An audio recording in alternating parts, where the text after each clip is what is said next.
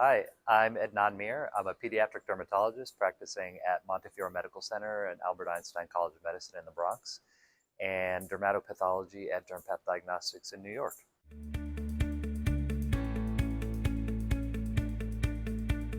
I talked to the nurse practitioners and physician assistants in their breakout session today, and I really just wanted to give them an intro into DermPath.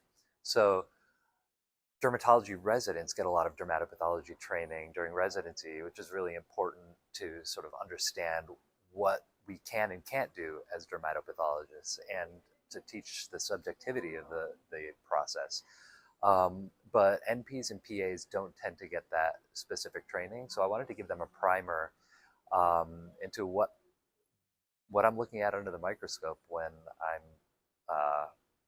helping to diagnose their patients. And the real key takeaways are that you have to select the right kind of biopsy for what you're doing. You have to provide the right information on your requisition form to guide me towards the right diagnosis. And it has to be a dialogue. We're a team when we are working on a patient together.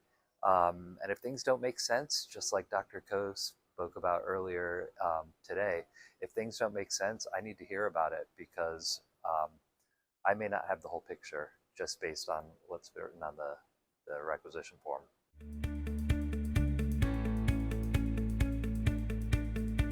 There's this sort of concept, we call it the 5Ds, which is, I don't remember all of them right off the top of my head, but it's like the diameter, the distribution, the duration, all of the things that the DermPath needs to know to render an accurate diagnosis.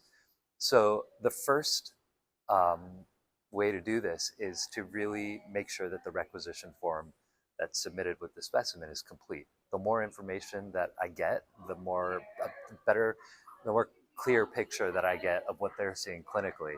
And that really takes me towards the right diagnosis, or takes any dermatopathologist towards the right diagnosis. And honestly, because we're a team, it's as simple as sending an email or calling.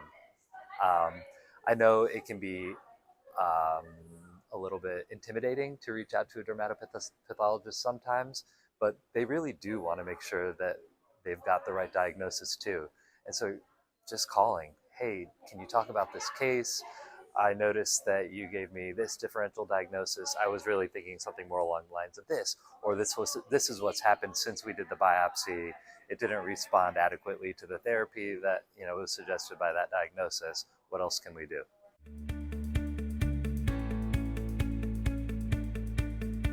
I mean, I think talking to the dermatopathologist is the first step, especially for tough cases. Of course, you don't want to do that every time.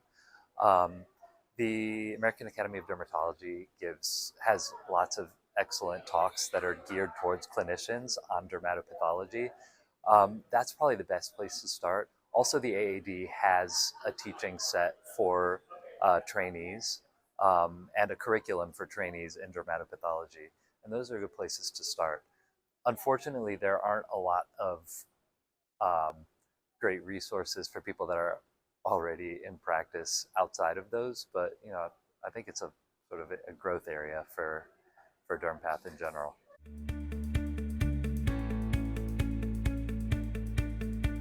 So most of what I work on is understanding giant congenital nevi and how they affect patients and their psychological and social development. And then, of course, sort of the medical side of it as well.